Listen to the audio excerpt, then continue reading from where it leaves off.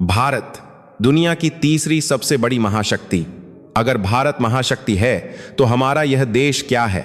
एक सपेरों का गांव। यह वो शब्द थे जो यूरोप के सबसे बड़े समाचार चैनल पर सीधे प्रसारण के दौरान गूंजे थे। स्टूडियो में बैठे सभी लोग जोर जोर से हंसने लगे। उस महिला पत्रकार का अहंकार उसके चेहरे से साफ झलक रहा था, लेकिन उसे यह नहीं पता था कि भारत का मजाक उड़ाने की यह गलती कुछ ही दिनों में उसकी सारी गलतफहमियों को राख में मिलाने वाली थी। आज की कहानी किसी राजा महाराजा की नहीं है। यह कहानी है हमारी, आपकी और हमारे उस भारत की जिसने बिना शोर मचाए पूरी दुनिया को अपने कदमों में झुका दिया है।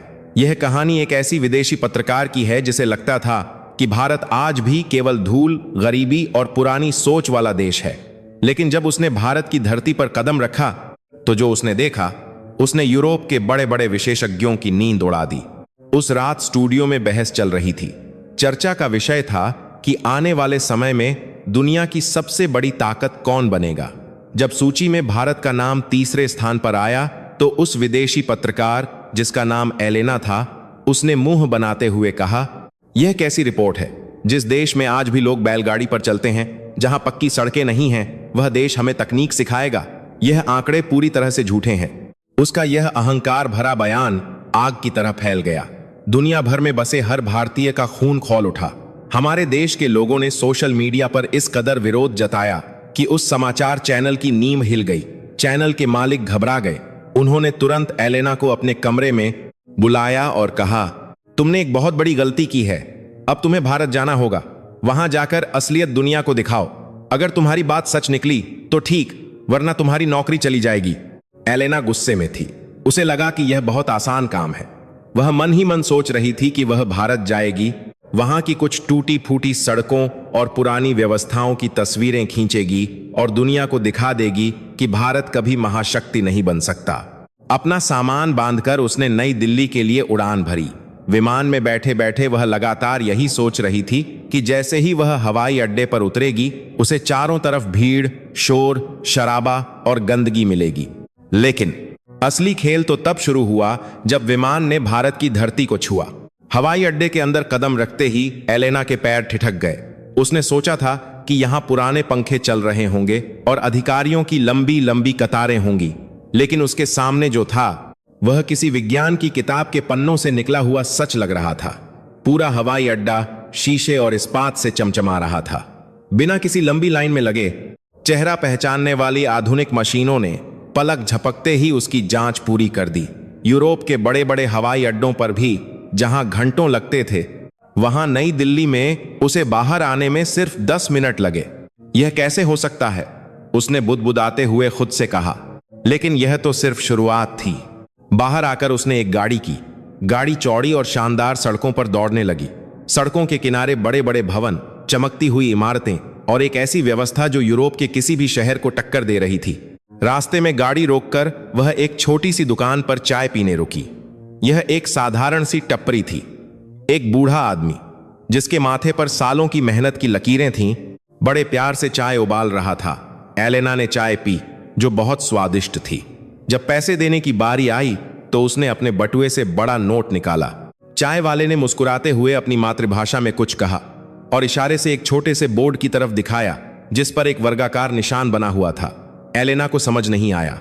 उसके साथ आए एक भारतीय व्यक्ति ने समझाया, मैडम, इनके पास खुले पैसे नहीं हैं। आप अपने फोन से सीधे इनके बैंक खाते में पैसे भेज सकती हैं। एलेना हैरान रह गई। उसने पूछा, क्या यह सुरक्षित है? क्या एक छोटा सा चाय बेचने वाला भी इस तकनीक का इस्तेमाल करता है? उस भारतीय व्यक्ति ने हंसते हुए कहा, मैडम जी, यह नया भारत है। यहाँ गांव की सब्जी वाली से लेकर शहर के बड़े व्यापारी तक सब फोन से लेन देन करते हैं। हमारी यह व्यवस्था पूरी दुनिया में सबसे तेज और सुरक्षित मानी जाती है। एलेना ने अपने फोन से पैसे भेजे और एक ही पल में चाय वाले के पास एक छोटी सी मशीन से आवाज आई कि पैसे मिल गए हैं। एलेना के माथे पर पसीना आ गया।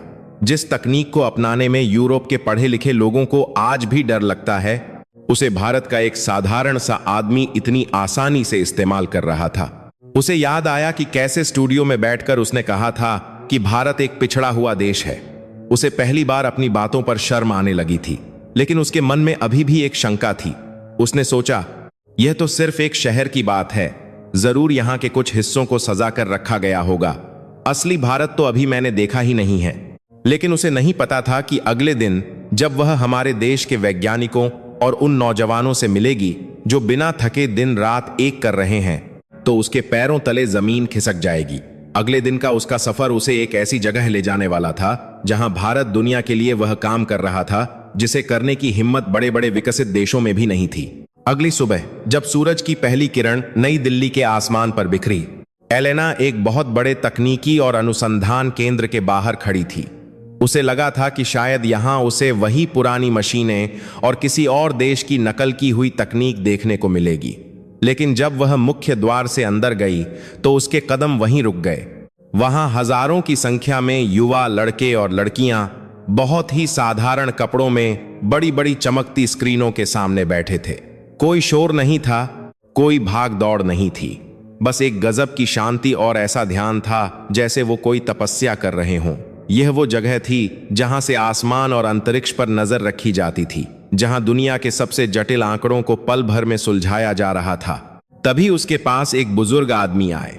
उनके बाल बर्फ की तरह सफेद थे, चेहरे पर झुर्रियां थीं और उन्होंने एक बहुत ही साधारण सा सूती कुर्ता पहना हुआ था। उनके हाथों में कड़ापन था, वो कड़ापन जो बताता था कि उन्होंने जीवन में कितनी धूप और पसीना देखा है। उनका नाम विश्वनाथ था, जो वहां के सबसे पुराने और अनुभवी वैज्ञानिकों में से एक थे। नमस्ते, विश्वनाथ जी ने हाथ जोड़कर कहा। उनकी आंखों में एक अजीब सी चमक और ठहराव था। एलेना ने कुछ हिचकिचाते हुए अपनी टूटी फूटी भाषा में पूछा, क्या यह सारी मशीनें आप लोगों ने बाहर से खरीदी हैं? मेरा मतलब है पश्चिमी देशों से। विश्वनाथ जी हल्का सा मुस्कुराए। वह मुस्कान जिसमें ना कोई अहंकार था ना कोई गुस्सा, बस एक ऐसा गहरा सच छुपा था जिसे पश्चिमी दुनिया कभी समझना नहीं चाहती थी। उन्होंने एलेना को अपने साथ चलने का इशारा किया। वे उसे एक बड़े से दालान में ले गए जहां दीवारों पर कुछ पुरानी श्याम श्वेत तस्वीरें टंगी थीं। आप लोग अक्सर सोचते हैं कि हम भारत वाले आज भी सिर्फ सपेरों, साधुओं और हाथियों का देश हैं। विश्वनाथ जी ने एक बहुत पुरानी तस्वीर की तरफ इशारा करते हुए कहा। एलेना ने उस तस्वीर को देखा। उसमें कुछ लोग बैलगाड़ी पर एक बहुत बड़ा लोहे का हिस्सा बांधकर ले जा रहे थे। यह तस्वीर देखिए, यह हमारे देश के पहले रॉकेट का हिस्सा है। हमारे पास तब बड़ी गाड़ियां या सामान ढोने वाले वाहन नहीं थे। हमने बैलगाड़ियों और साइकिलों पर अपने अंतरिक्ष के सपने ढोए हैं। हमारे पास पैसे नहीं थे, साधन नहीं थे। जब हमने दुनिया के बड़े बड़े देशों से, जिनके पास बहुत पैसा और ताकत थी, कुछ तकनीक मांगी तो उन्होंने हमें धक्के मारकर निकाल दिया। विश्वनाथ जी की आवाज में दशकों पुराना दर्द छलक रहा था, लेकिन उसमें एक गजब की मजबूती भी थी। उन्होंने हमें वो मशीनें देने से साफ मना कर दिया जो अंतरिक्ष में जाने के लिए जरूरी थीं। उन्होंने हमारे ऊपर कई तरह के प्रतिबंध लगा दिए, हमारा रास्ता रोकने की हर कोशिश की। उनका सोचना था कि यह गरीब देश जो अभी अभी गुलामी से आजाद हुआ है, यह कभी आगे नहीं बढ़ पाएगा और हमेशा उनके सामने रोटी और तकनीक के लिए हाथ फैलाता रहेगा। एलेना चुपचाप सुन रही थी। उसकी नजरें झुकी हुई थीं। उसे अपनी वो बातें याद आ रही थीं जो उसने अपने देश के टीवी चैनल पर गर्व से कही थीं कि भारत में तो पक्की सड़कें भी नहीं हैं। विश्वनाथ जी की आवाज थोड़ी और भारी हो गई। लेकिन आप एक बात नहीं जानती, हम भारतीय रोना नहीं रोते, हम अपनी किस्मत का दोष नहीं देते। जब हमें दुनिया ने नकारा तो हमने अपनी मिट्टी से अपनी ताकत पैदा की। जिस तकनीक को देने से दुनिया ने मना किया, उसे हमारे देश के युवाओं ने दिन रात एक करके, आधी रोटी खाकर, जमीन पर सोकर, खुद अपने हाथों से बनाया। वे एक और तस्वीर के पास गए। जब बड़े देशों ने हमें सबसे तेज गणना करने वाली मशीनें देने से मना किया, तो हमारे देश के लोगों ने कहा कि हमें तुम्हारी कोई भीख नहीं चाहिए। हमने अपना खुद का सबसे तेज यंत्र बनाया, और वो भी उनके मुकाबले आधी से भी कम लागत में। आज जो उपग्रह आसमान में घूम रहे हैं, जो अंतरिक्ष की गहराइयों में मंगल और चांद के उस हिस्से तक जा रहे हैं जहां आज तक कोई नहीं पहुंच पाया, वो सब हमारी अपनी मिट्टी के बने हैं, हमारे अपने दिमाग से चले हैं। एलेना की आंखें फटी रह गईं। उसे विश्वास नहीं हो रहा था कि जिस देश ने साइकिल पर अपने उपकरण ढोए थे, आज वह चांद पर अपनी छाप छोड़ चुका है। विश्वनाथ जी ने एलेना की आंखों में सीधा देखते हुए कहा, आज दुनिया की सबसे बड़ी विदेशी व्यापारिक कंपनियों को चलाने वाले दिमाग हमारे भारत के हैं। यह जो आप बाहर हजारों बच्चों को काम करते देख रही हैं, ये दुनिया भर की रक्षा प्रणाली, स्वास्थ्य सेवा और व्यापार को चला रहे हैं। अगर एक दिन के लिए, सिर्फ एक दिन के लिए भारत अपने नौजवानों को वापस बुला ले और अपनी डिजिटल ताकत बंद कर दे, तो आपकी आधी दुनिया वहीं ठप पड़ जाएगी। आपकी गाड़ियां रुक जाएंगी, आपके बैंक काम करना बंद कर देंगे। एलेना के पैरों तले जमीन खिसकने लगी थी। यह वो सच था जिसे उसका मीडिया कभी नहीं दिखाता था। विश्वनाथ जी की बातें कोई किताबी ज्ञान नहीं थी, बल्कि एक ऐसे इंसान की आपबीती थी जिसने अपने देश को राख से उठकर आसमान छूते देखा था। हम पैसे या सत्ता के पीछे नहीं भागते, विश्वनाथ जी ने गहरी सांस लेते हुए कहा। हम स्वाभिमान के लिए जीते हैं। सदियों की गुलामी, लूट और सालों की गरीबी ने हमें तोड़ना चाहा, लेकिन हम टूटे नहीं। हम आग में तपकर और मजबूत होकर निकले। आज यह नया आत्मनिर्भर भारत है। हम किसी को डराते नहीं हैं, हम किसी की जमीन नहीं छीनते, लेकिन अगर कोई हमारे स्वाभिमान को आंख दिखाए तो यह अब हम सहते भी नहीं हैं। एलेना के पास कोई शब्द नहीं बचे थे। वह एक ऐसे देश के सामने खड़ी थी जिसकी आत्मा को उसने बाहर से देखकर बहुत कमजोर समझ लिया था। उसे समझ आ गया था कि भारत की असली ताकत उसकी बड़ी इमारतें या मशीनें नहीं हैं, बल्कि यहाँ के वो लोग हैं जो मिट्टी से उठकर सितारों तक पहुंचने की जिद रखते हैं। उस रात एलेना अपने कमरे में वापस आई। वह सो नहीं पाई। उसके कानों में विश्वनाथ जी के शब्द गूंज रहे थे। अगले दिन उसे दुनिया के सामने एक ऐसा सच बोलना था जो उसके अपने देश के लोगों को कड़वा लगने वाला था। उसे लाइव टीवी पर जाकर वो सब बताना था जो अब उसने यहां देखा और महसूस किया था। उस रात दिल्ली के उस होटल के कमरे में एलेना बिल्कुल नहीं सो पाई। खिड़की के बाहर भारत की राजधानी जगमगा रही थी। सड़क पर चलती गाड़ियों की रोशनी और दूर से आती भोर की अज़ान और मंदिरों की घंटियों की आवाज उसे एक अजीब सी शांति दे रही थी। लेकिन उसके मन में एक तूफान चल रहा था। बार बार उसकी आंखों के सामने विश्वनाथ जी का वह शांत लेकिन दृढ़ चेहरा आ रहा था। हम स्वाभिमान के लिए जीते हैं। यह वाक्य उसके कानों में हथौड़े की तरह बज रहा था। अगली शाम एलेना को अपने देश के उसी बड़े समाचार चैनल पर सीधा प्रसारण करना था। दिल्ली के इंडिया गेट के सामने उसका कैमरा लगाया गया। शाम का वक्त था। पीछे तिरंगा हवा में पूरी शान से लहरा रहा था। एलेना ने अपने कान में वह छोटी सी मशीन लगाई जिससे वह अपने देश में बैठे समाचार वाचक और विशेषज्ञों की आवाज सुन सकती थी। प्रसारण शुरू हुआ। यूरोप के उस बड़े स्टूडियो में वही अहंकार से भरे लोग बैठे थे। मुख्य समाचार वाचक ने एक व्यंग्यात्मक मुस्कान के साथ कहा, तो एलेना, आप इस वक्त उस तथाकथित तीसरी महाशक्ति की राजधानी में हैं। हमें दिखाइए वो सपेरे, वो धूल भरी सड़कें और वो पुरानी गाड़ियां।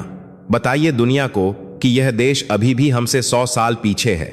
स्टूडियो में एक हल्की सी हंसी गूंजी। एलेना सुन रही थी। कुछ दिनों पहले तक वह भी इसी हंसी का हिस्सा हुआ करती थी, लेकिन आज वह हंसी उसे किसी मूर्ख की अज्ञानता जैसी लग रही थी। एलेना ने गहरी सांस ली। कैमरे की लाल बत्ती जल रही थी। करोड़ों लोग उसे देख रहे थे। नहीं, एलेना की आवाज में एक अजीब सी खामोशी और मजबूती थी। मैं आपको कोई सपेरा नहीं दिखा सकती, क्योंकि जिस देश को आप सपेरों का देश समझ रहे हैं, वह आज चांद के उस हिस्से पर अपना झंडा गाड़ चुका है जहां दुनिया का कोई और देश नहीं पहुंच पाया। स्टूडियो में अचानक सन्नाटा छा गया। समाचार वाचक की मुस्कान गायब हो गई। एलेना, यह तुम क्या कह रही हो? लगता है तुम वहां की गर्मी से परेशान हो गई हो। मैं बिल्कुल होश में हूं। एलेना ने अपनी बात जारी रखी। उसकी आवाज अब तेज और स्पष्ट हो गई थी। हम सब गलत थे। पूरा पश्चिमी मीडिया गलत था। हमने हमेशा दुनिया को भारत की सिर्फ वो तस्वीर दिखाई जो हम दिखाना चाहते थे, गरीबी, भीड़ और लाचारी। लेकिन मैंने पिछले कुछ दिनों में जो भारत देखा है, वह हमारे लिए एक बहुत बड़ी चेतावनी है। एलेना कैमरे की ओर करीब आई। उसकी आंखों में एक सच्चाई चमक रही थी। आप जिस देश की सड़कों का मजाक उड़ाते थे, वहां आज हर एक चाय वाले, सब्जी वाले और मोची के पास डिजिटल लेन देन की ऐसी तकनीक है जो हमारे यहाँ के बड़े बड़े बैंकों के पास भी नहीं है। वे एक पलक झपकते ही बिना किसी नकद पैसे के अपना व्यापार करते हैं। हमारे यहाँ लोग जिस तकनीक से डरते हैं, भारत के गांव का एक आम आदमी उसे अपनी उंगलियों पर नचा रहा है। यूरोप के स्टूडियो में बैठा एक बड़ा अर्थशास्त्री चिल्लाया, यह बकवास है। वे यह सब हमारी दी हुई तकनीक से कर रहे होंगे। एलेना ने वहीं से उसे रोक दिया। यही तो हमारा सबसे बड़ा भ्रम है। जब हमने उन्हें तकनीक देने से मना किया था, जब हमने उन्हें अंतरिक्ष में जाने के लिए मशीनें नहीं दी थीं, तो उन्होंने हमसे भीख नहीं मांगी। उन्होंने अपनी मिट्टी से अपने वैज्ञानिक पैदा किए। जो मशीनें हम करोड़ों में बनाते हैं, उन्होंने उसे अपनी मेहनत से आधे से भी कम खर्च में बना लिया। उनके वैज्ञानिकों ने साइकिलों और बैलगाड़ियों पर अपने उपकरण ढोए ताकि आज उनका देश आसमान की ऊंचाइयों को छू सके। एलेना की आंखों में आंसू आ गए थे, लेकिन यह आंसू दुख के नहीं, सम्मान के थे। कल मैं एक ऐसे बुजुर्ग भारतीय वैज्ञानिक से मिली जिन्होंने मुझे बताया कि भारत पैसे या ताकत के पीछे नहीं भागता। भारत स्वाभिमान के लिए जीता है। सदियों तक बाहरी ताकतों ने इस देश को लूटा, इसे तोड़ा, इसकी संपदा छीन ली, लेकिन वे इसकी आत्मा को नहीं तोड़ पाए। जिस देश को हमने कभी गुलाम समझा था, आज हमारी दुनिया की सबसे बड़ी विदेशी कंपनियों को उसी देश के बच्चे चला रहे हैं। अगर आज भारत अपने दिमाग वापस बुला ले, तो हमारी आधी व्यवस्थाएं कल सुबह तक काम करना बंद कर देंगी। प्रसारण कक्ष में बैठे चैनल के मालिक के पसीने छूट रहे थे। वह बार बार प्रसारण रोकने का इशारा कर रहा था, लेकिन एलेना रुकने वाली नहीं थी। करोड़ों लोग अपने घरों में सांस रोके यह सब देख रहे थे। मैं आज इस मंच से पूरी दुनिया के सामने भारत देश और हर एक भारतीय से माफी मांगती हूं। एलेना ने अपने दोनों हाथ जोड़ लिए। वह भारतीय अभिवादन कर रही थी। हमने आपके संघर्ष का मजाक उड़ाया, हमने आपकी मेहनत को कम आंका, लेकिन आपने अपने काम से दुनिया को करारा जवाब दिया है। भारत अब उभर नहीं रहा है, भारत उभर चुका है। यह नया भारत है जो किसी के सामने झुकता नहीं है, बल्कि दुनिया को अपने साथ चलना सिखा रहा है। यह कहकर एलेना ने अपना माइक्रोफोन निकाल दिया। उस रात के बाद दुनिया में एक भूचाल आ गया। एलेना का वह वीडियो कुछ ही घंटों में आग की तरह फैल गया। भारत के हर घर में, हर गली में, हर गांव में लोगों के फोन पर वह वीडियो चल रहा था। एक विदेशी पत्रकार जिसने भारत का मजाक उड़ाया था, आज दुनिया के सामने हाथ जोड़कर भारत की महानता स्वीकार कर रही थी। बूढ़े पिताओं की आंखें भर आईं, जिन्होंने इस देश को गरीबी और अभाव से उठते देखा था। नौजवानों का सीना चौड़ा हो गया। यह सिर्फ एक समाचार नहीं था, यह उस तपस्या का फल था जो इस देश के लोगों ने दशकों तक की थी। यह कहानी हमें याद दिलाती है कि हमारी ताकत हमारी मिट्टी में है, हमारे उस स्वाभिमान में है जो कभी किसी के आगे झुकना नहीं जानता। दुनिया चाहे जो भी कहे, जब एक भारतीय ठान लेता है तो वह पहाड़ों का सीना चीरकर भी रास्ता निकाल लेता है। यह वो भारत है जिसने कभी किसी पर हमला नहीं किया, लेकिन जिसने अपनी ज्ञान और अपनी ताकत से पूरी दुनिया पर राज किया है। अगर आज आपको इस कहानी ने अंदर तक छुआ है, अगर आपका सीना भी आज गर्व से चौड़ा हुआ है, तो इस वीडियो को अपने तक मत रखिएगा। इसे हर एक भारतीय तक पहुंचाइए और नीचे कमेंट में पूरी ताकत से लिखिए, मेरा भारत महान और जय हिंद। दुनिया को देखने दीजिए कि हम कितने एक हैं। वंदे मातरम।